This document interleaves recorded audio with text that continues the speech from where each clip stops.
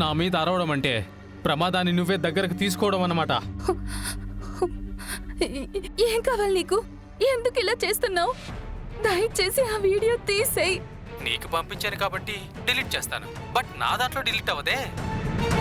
నీకు మర్యాదగా ఉండ చెప్తున్నాను. పోలీసులకు కంప్లైంట్ ఇస్తాను. ఏంటి? పోలీస్ కంప్లైంట్ ఇచ్చేసి నీకు నువ్వే పబ్లిసిటీ చేసుకుంటావా?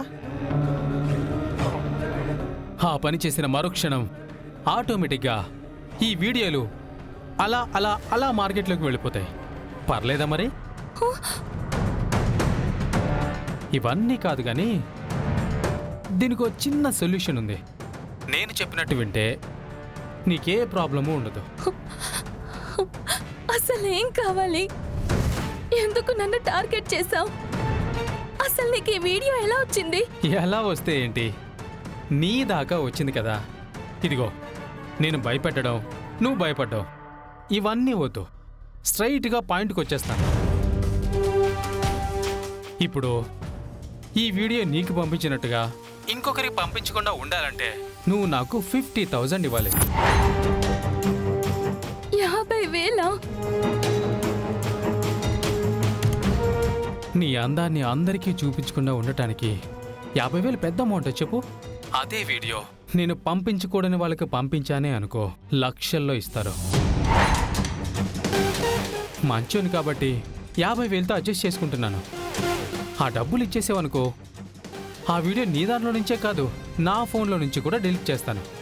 అంత డబ్బులు నా దగ్గర ఎక్కడుంటాయి? నేనేం చేయాలి? ఏదో ఒకటి చెయ్యాలి. కుదరదు, నా వల్ల కాదు. అలాంటప్పుడు నేను చేయగలిగేదేముంది? నీ అందాన్ని చూసి పండగ చేసుకోమని సోషల్ మీడియాలో పెట్టేస్తాను. ఫ్యాన్స్ పెరిగిపోతారు, ఇళ్ళెత్తుకుంటూ వచ్చేస్తారు. చెప్పు, అలా చేయమంటావా? వద్దు వద్దొద్దు, ఆ పని చెయ్యొద్దు. మరి డబ్బులు? ఇస్తాను, ఎలాగోలా నీ డబ్బులు నీకు ఇస్తాను. ఆ వీడియో మాత్రం బయట పెట్టొద్దు, నీకు దండం పెడతాను. Good girl. ఎక్కువ టైం లేదు, రేపటికల్లా ఆ అమౌంట్ నాకు కావాలి. ఎలా పంపించాలి ఏంటనేది తర్వాత చెప్తాను. ముందు అమౌంట్ రెడీ చేసుకో.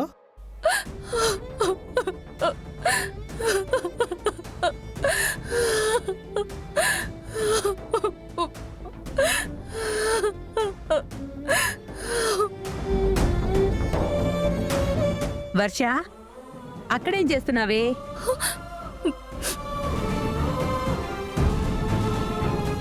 రేపు పూజకు వెళ్తున్నాం కదా, కావలసిన వస్తువులన్నీ సిద్ధం చేసావా లేదా? చేశానమ్మా, చేశాను. సరే,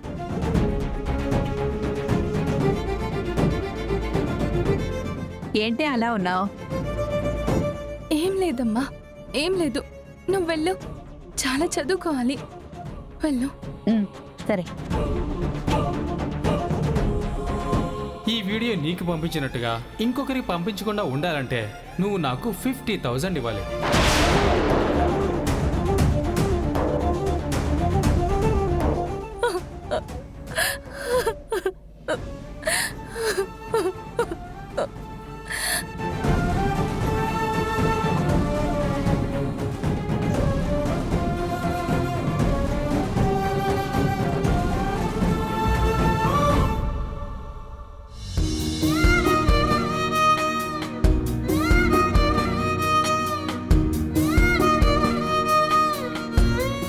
బాబా,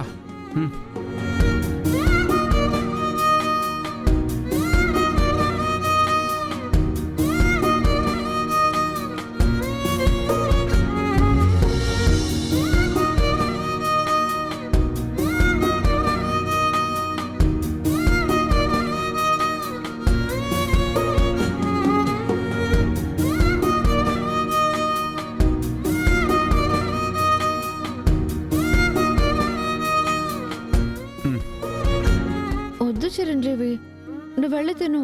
ఓ బాబా, కొంచెం తిను, ఆ తర్వాత నిమ్మలంగా చదువుకుందు గాని.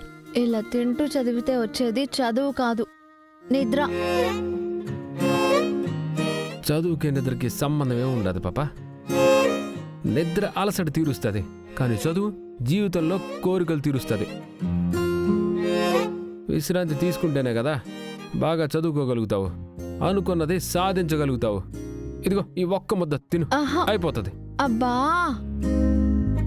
తిన్నది చాలు చిరంజీవి, నా కడుపు నిండిపోయింది. ఇక నన్ను వదిలే, నేను చదువుకుంటాను. ఈ ఒక్క ముద్ద తినేసావనుకో, మళ్ళా నీ దగ్గరకు వస్తే అప్పుడు అడుగు. తిను పాప. ఇంపార్టెంట్ టాపిక్ చదువుతున్నాను చిరంజీవి, డిస్టర్బ్ చేయకు ప్లీజ్. ఆ,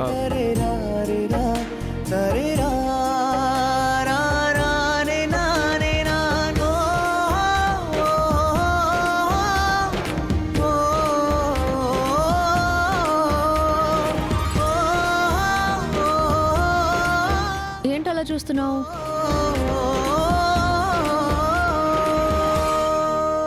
ఈ పాప మనసులో ఏముండదో తెలుసుకోవడానికి ఇంతకంటే మంచి టైం దొరకదు.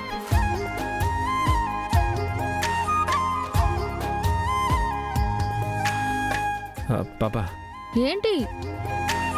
నిన్నొకటి అడుగుతాను,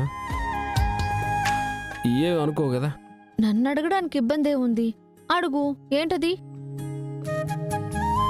అది నేనంటే నీ మనసులో ఆ అదే ఆ,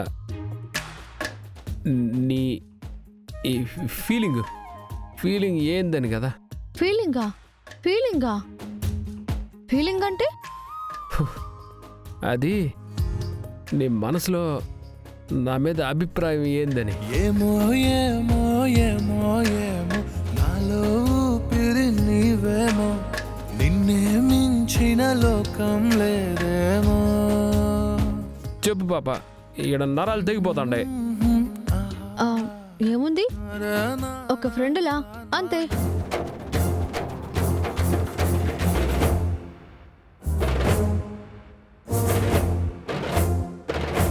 ఫ్రెండేనా? ఇంకా లోన మనకి ప్లేస్ ఇంకా రాలేదా? అంటే ఇంకా కొంచెం కష్టపడాలా. ఈ పాపకి మన లవ్ ఫీలింగ్ తెలియాలా. నా లవర్ పెళ్ళాంక అర్థమయ్యే మాదిరి చెప్పాలా. చెప్తాను.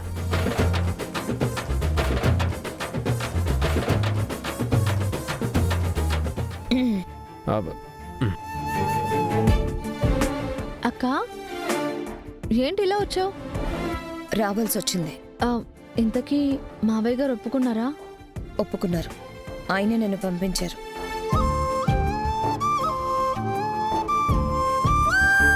అవునా? ఏం చెప్పి పంపించారు? మావయ్య గారు చెప్పేది చెప్పారులే, కానీ నువ్వు మాత్రం కూలిపోయిన మన ఆశల్ని, అరిగిపోయిన మన కలల్ని, నాశనం అయిపోయిన మన జీవితాల్ని మర్చిపోయి నీ ఇష్టానికి నువ్వు తిరుగుతున్నావు.